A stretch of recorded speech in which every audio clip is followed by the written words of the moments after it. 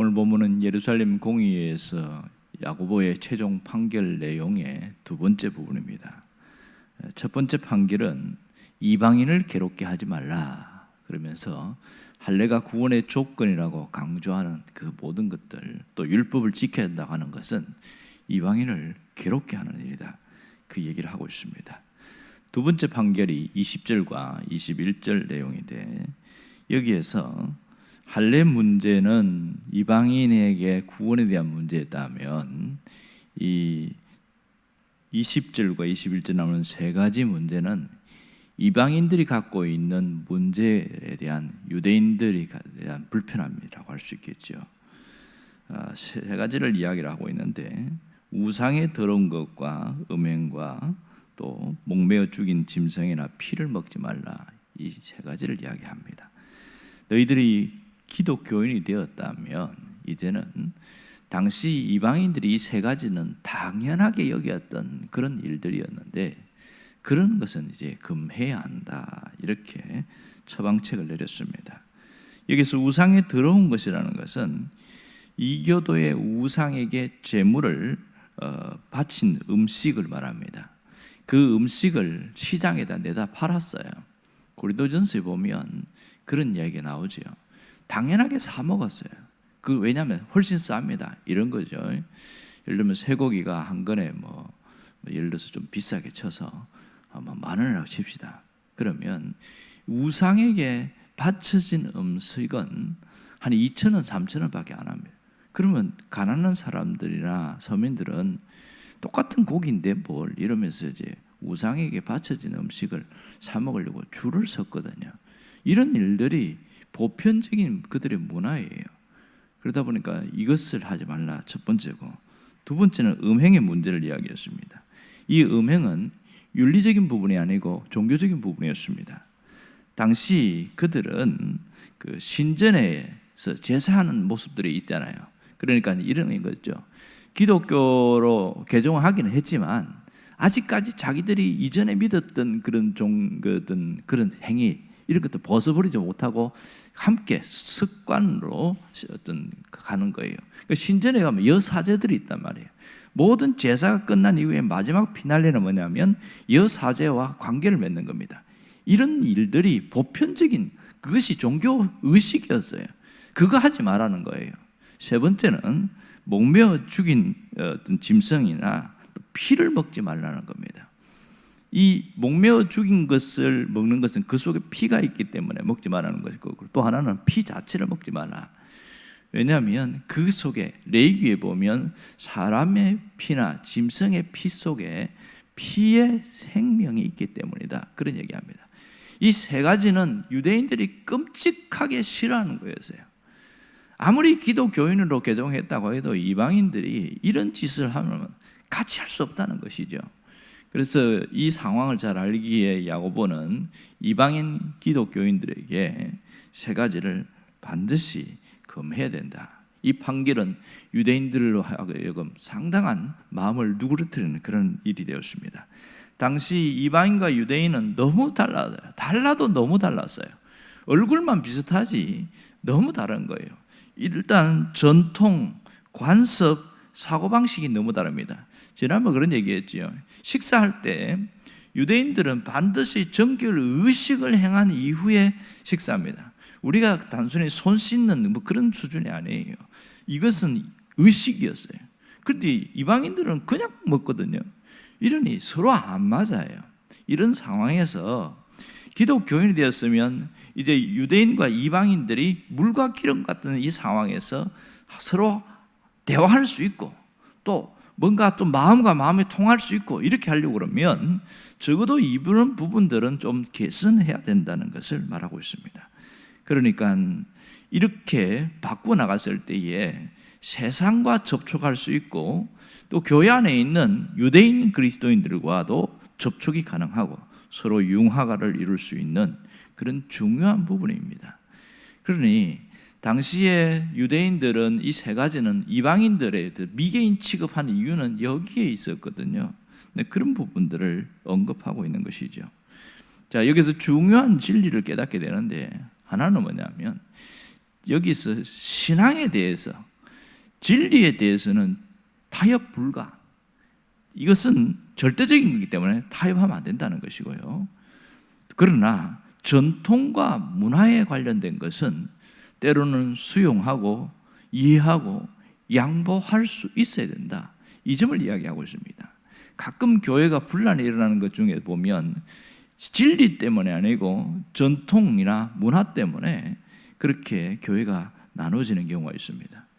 한때 우스갯소리지만은 그 십자가 종탑에 네온 사인을 빨간색으로 할 것이냐 하얀색으로 할 것이냐 이거 갖고 교회가 막 서로 막 옥신각신한 적이 있습니다. 여러분, 네온 사인은 빨간색으로 해야 됩니까? 흰색으로 해야 됩니까? 그 빨간색을 주장하는 사람은 예수님의 보혈이 붉은색이 아니냐 막 그러면서 붉은색으로 해야 된다 그러고, 흰색이라고 주장하는 사람은 예수님의 보혈로 깨끗함을 받았으니까 흰색을 해야 된다. 누구 말이 맞는 거예요? 둘 다 맞지요. 옛날에, 지금은 우리가 그 예배당에 카페트를 안 가는데 옛날 당시에는 그 들어오는 길에 카페트를 이렇게 깔잖아요. 강대상에 카페트를 여기까지 가는데 그거 가지고 또 싸운 교회가 있어요. 그것도 붉은색으로 해야 된다는 그런 주장하는 사람과, 아니다, 푸른색으로 해야 된다, 하나님이 쉴만한 물가 푸른 초장으로 인도한다고 하지 않았느냐, 이거 얻은 것이 정상적이고 맞는 겁니까? 이것은 전통이나 문화에 관련된 거거든요. 이거 갖고 싸우니까 얼마나 안타까운 거예요. 이런 일들이 굉장히 많습니다. 그러니 우리가 가져야 되는 것은 진리에 대해서는 절대로 타협 불가지만 그렇지 않은 전통이나 문화는 양보할 수도 있고 수용할 수 있는 이런 것이 필요하다는 거죠. 왜 그래요? 서로 하나 되고 일치하는 게 중요한 것이죠. 서로 싸우고 갈등하고 분열하는 것보다 하나 되는 것이 하나님이 원하는 방법이 있다는 것을 알 수 있습니다. 또 하나는 바른 영성의 삶, 올바른 영성의 삶은 바른 지성을 통해서 이루어진다. 좀 쉽게 이야기하면 바른 신앙은 건강한 상식을 통해서 하나가 되어진다, 이런 얘기를 하는 겁니다. 그러니까 보면 예수를 믿긴 믿었는데 상식이 안 통하는 사람이 있습니다. 그리고 그릇된 상식을 가진 사람들이 있어요. 그러다 보니까 세상이 자꾸 욕을 하고 하는 이유가 그렇게 있습니다. 저 사람은 비상식적이야 이러면서 아주 무식하다고 그러고 뭐 그런 경우도 있거든요. 그래서 바른 신앙이 뭐냐? 건강한 상식을 갖고 살아가는 것을 말하는 겁니다. 어떤 분이 그런 얘기를 하더라고요. 바른 영성은 바른 지성과 함께 가야 된다. 여기서 영성이라는 것은 신앙을 말하고요, 지성이라는 것은 상식을 말합니다.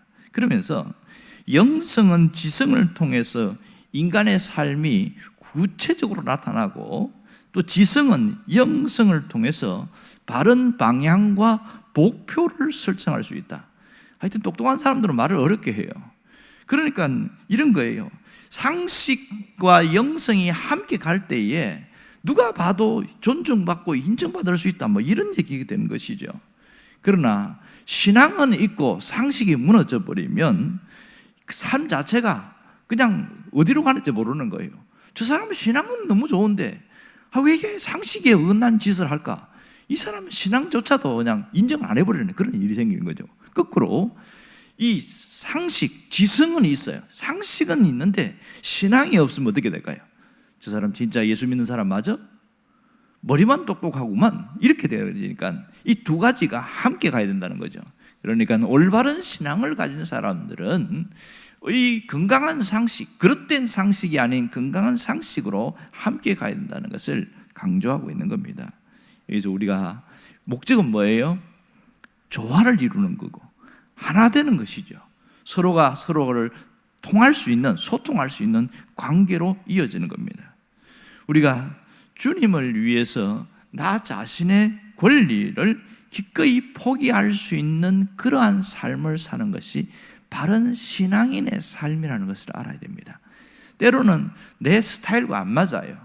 내가 갖고 어떤 신앙의 어떤 상식이나 어떤 신앙 상식이 아니죠, 일반적인 삶의 방식이 안 맞아요. 예를 들어서 음식이 차이 나듯이 내가 안 먹는 음식 다른 사람이 좋아해요. 그렇다고 해서 그 자체가 잘못됐다고 말할 수는 없거든요. 똑같습니다. 이것이 조화를 이룬 거예요. 누구를 위해서?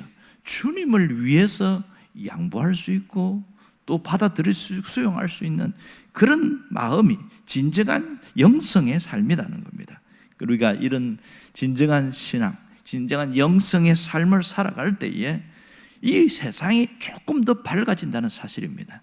우리는 교회 안에만 있는 게 아니라 교회 밖에서 사람들과 뒤섞여서 살아갑니다. 그러나 내가 이런 바른 신앙을 가지고 올바른 상식, 건강한 상식을 가지고 나아갈 때에 그 사람은 정말로 괜찮은 사람이다. 그래서 마음을 열고 또 대화하게 되어지고 고민을 놓고 또 이렇게 상담도 하게 되어지고 이러면서 또 예수님이 누구신지를, 예수 믿는 사람이 어떻게 살아가는지를 보여줄 수 있는 거죠. 이 세상이 점점 어두워진다고 하는데 누구를 통해서 밝아지겠어요? 바로 저와 여러분들을 통해서 점점 세상이 밝아지는 거 아니겠습니까? 우리가 뭔가 이렇게 한다고 해서 뭐 세상이 크게 달라지는 건 없습니다. 그러나 중요한 것은 하나님은 그 하나하나의 모습을 통해서 하나님이 바꾸어 나간다는 사실입니다.